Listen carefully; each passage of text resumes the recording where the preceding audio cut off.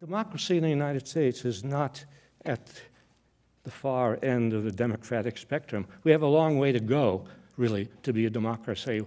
We always have. We don't like to say it because it's too easy to just say we're a democracy. And there are just two kinds of places, countries in the world. There are totalitarian states and there are democracies, but it isn't that way at all.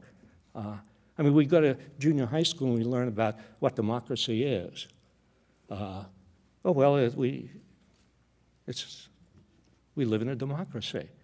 How do we know? Well, we have a constitution. We have 3 branches of government. I remember them putting those figures, those drawings on the board. Then we have checks and balances, and they have the arrows going back and forth, executive, legislative, judicial. It was entrancing.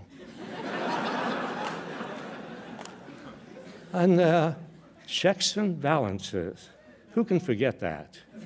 And if one branch of the government does something bad, it will be checked by another branch. It means nothing can go wrong. Well, of course, then you grow up, and you get out in the world, and maybe you study a little, and you look around, and you find, no, checks and balances doesn't really work. And certainly not in foreign policy, and certainly not in going to war. There are no checks and balances on the president in going to war. The president decides on war, and then Congress, like a whole flock of sheep, goes along. I mean, you can trace this back to every war. Go to the Mexican War of 1846 and see how much debate there was in Congress on going into the Mexican War. 1 hour of debate on going into the Mexican War. We can follow this all the way through. No, the Congress has never been a check on the president's willingness to go to war, which is really a complete violation of the idea that James Madison had when it was originally written in the Constitution that Congress was given the power to declare war. And Madison said, the reason this is so, because the president is in the kind of office which is disposed to war. No checks and balances there. And no checks and balances from the Supreme Court. You would think, well, and we learned this, Supreme Court decides what is constitutional and what is not. That's comforting.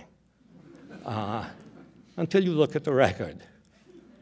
And then you see that the Supreme Court will never stand in the way of an unconstitutional war. And every war we have fought since World War II has been unconstitutional. No Congress has declared war in the way that the Constitution requires ever since the end of World War II. And has the Supreme Court ever made any judgment on this? Well, it had an opportunity during the Vietnam War.